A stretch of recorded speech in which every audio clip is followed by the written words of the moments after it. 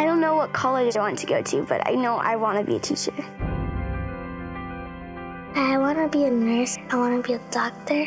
How come? Because I would like to help somebody in need. You wake up every morning and you know that kids are getting a really crappy education right now. So you think that most of the kids here are getting a crappy education right now? Oh, I don't think they are. I know they are. Either the kids are getting stupider every year, or something is wrong in the education system. I just try to do my best at school and make my grandmother proud.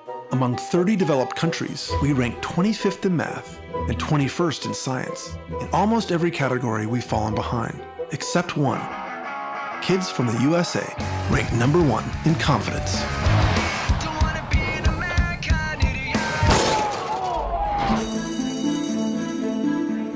I think about 60,000 people have gone to this school in 40 years. 40,000 didn't graduate. This is the damage that this school has done to this neighborhood. A child that doesn't finish high school will earn less and be 8 times more likely to go to prison. I want to go to school. For these kids, their only chance at getting into a great school depends on whether their number is picked in the lottery. So if Francisco doesn't get in, is there another chance? No. Your children and future generations are on the bridge of the Titanic and everybody's gonna drown. Someone has taken an interest in you, someone loves you, and they recognize the importance of education. And the first student selected, 20. 9. It takes a lot of outrage and a lot of good examples to say, yes, we can do this. When you see a great teacher, you are seeing a work of art. I want my kids to have better than what I had. 18. 10. 12. 2. and the last number,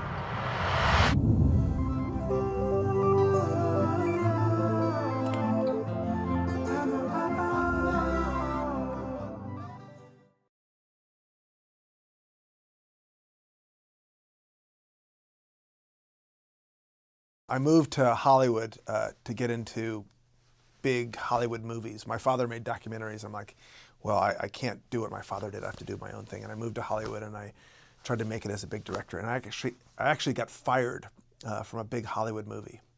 And I was so upset about it. I was so heartbroken that I bought a little camera and I decided to make a film about people I really admired. And I made a film about 5 public school teachers who were actually filming with them on their very first day. And I basically told their story, their struggles and their triumphs. And seeing the state of our schools in the United States, I said, this is really the most important issue of our time. And that's why 10 years later, I'm still at it. I just finished my second film about public education. We in America are really in trouble. We really have a crisis. We're failing too many kids. And to me, what's great about America, and I think it's true in Canada as well, that everyone deserves a great education, no matter who you are. My great-great-grandparents came off the boat. They didn't speak the language, they didn't have money, but education was their ticket out. And so that's what this movie's about, is that everyone deserves a great chance. And I'm sure there are people in Canada who feel the same way, that we need to give every person a great education.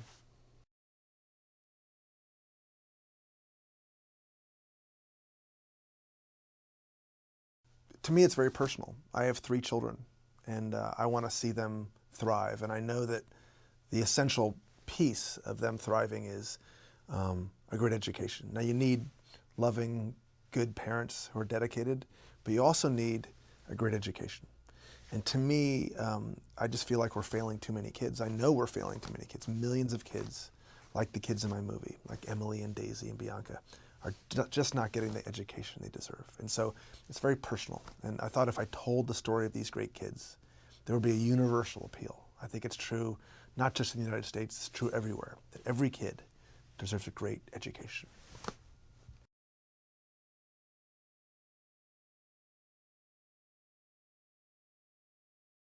The big debate right now is how to value test scores. It's been the trend of accountability, which I think in essence is a good thing because we have to measure how people are doing. But I think if our schools are leaned too much into the area of like testing every little moment, you lose the magic in a classroom. And so I think some of the more innovative, thoughtful educators are saying tests are this piece. It's one piece, but you also have to measure how kids are learning in other ways and how teachers are teaching in other ways. So test scores are one diagnostic, and they're important. If the kids at the end of the year are not learning how to add and subtract, you got to know that. But on top of that, you also have to measure how we're doing in other ways. And so when you look at a great teacher, you look at the kids' test scores, but you also look at peer review stuff. You look at principal reviews. So you look at the whole picture, and testing should be seen as only one piece of that.